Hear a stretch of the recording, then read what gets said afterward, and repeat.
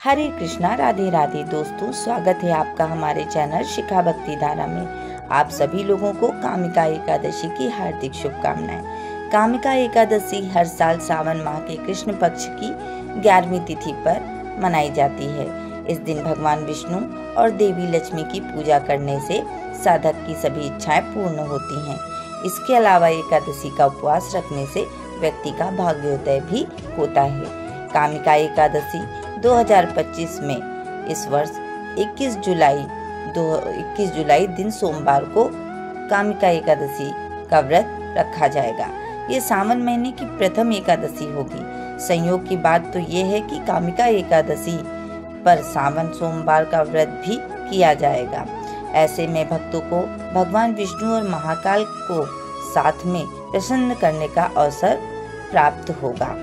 कामिका एकादशी पर महादेव जी को जल और श्री हरि विष्णु जी को पीला फल अर्पित किया जाए तो सभी कष्ट दूर होते हैं। आज हम आपको अपने इस वीडियो में कामिका एकादशी की पौराणिक व्रत कथा का श्रवण कराएंगे। तो चलिए वीडियो शुरू करते हैं। जय श्री हरि। अर्जुन ने कहा, हे प्रभु, मैं आषाढ़ माह के शुक्ल पक्ष की देवसैनी एकादशी का सविस्तार वर्णन सुना। अब आप मुझे श्रावण माह के कृष्ण पक्ष की एकादशी की कथा सुनाने की कृपा करें। इस एकादशी का नाम क्या है, इसकी विधि क्या है, इसमें किस देवता का पूजन होता है और इसका उपवास करने से मनुष्य को किस फल की प्राप्ति होती है। भगवान श्री कृष्ण ने कहा, हे श्रेष्ठ धनुर्धर, मैं श्रावण माह की पवित्र एकादशी की कथा सुनाता हूँ। ध्यान पूर्वक श्रवण करो। एक बार इस एकादशी की पावन कथा को भीष्म पितामह ने लोकहित के लिए नारद जी से कहा था। एक समय नारद जी ने कहा, हे पितामह, आज मेरी श्रावण माह के कृष्ण पक्ष की एकादशी की कथा सुनने की इच्छा है, अतः आप इस एकादशी की व्रत कथा का विधान सहित सुनाइए। नारद जी की इच्छा को सुनकर पितामह भीष्म ने कहा, हे नारद जी, आपने बहुत ही सुंदर प्रस्ताव किया है। अब आप बहुत ध्यान पूर्वक इसे श्रवण कीजिए। श्रावण माह के कृष्ण पक्ष की एकादशी का नाम कामिका एकादशी है। इस एकादशी की कथा सुनने मात्र से ही वाजपेयी यज्ञ के बराबर की फल की प्राप्ति होती है।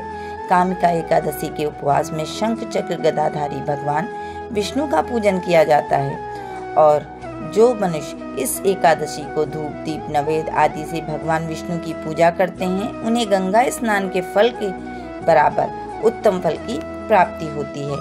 सूर्य ग्रहण और चंद्र ग्रहण में केदार और कुरुक्षेत्र में स्नान करने से जिस पुण्य की प्राप्ति होती है, वह पुण्य कामिका एकादशी के दिन भगवान विष्णु की भक्ति पूर्वक पूजा करने से प्राप्त होता है। भगवान विष्णु की श्रावण माह में भक्ति पूर्वक पूजा करने का फल समुद्र और वन सहित पृथ्वी दान करने के फल से भी ज्यादा होता है।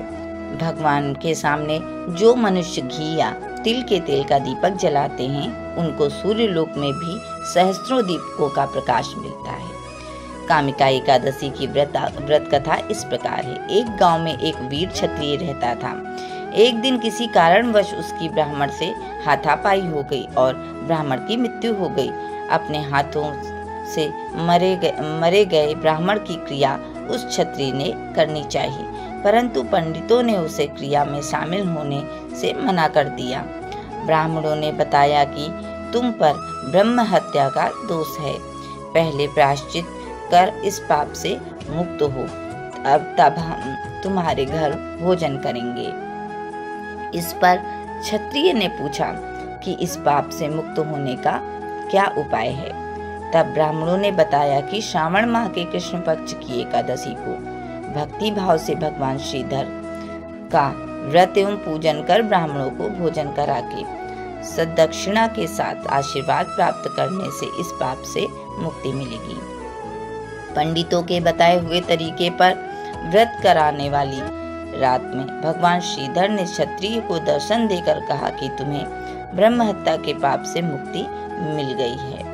इस व्रत के करने से ब्रह्म हत्या आदि के सभी पाप नष्ट हो जाते हैं और इस लोक में सुख भोग कर प्राणी अंत में विष्णु लोक को जाते हैं। इस कामिका एकादशी के महत्तम के श्रवण व पठन से मनुष्य स्वर्गलोक को प्राप्त करते हैं।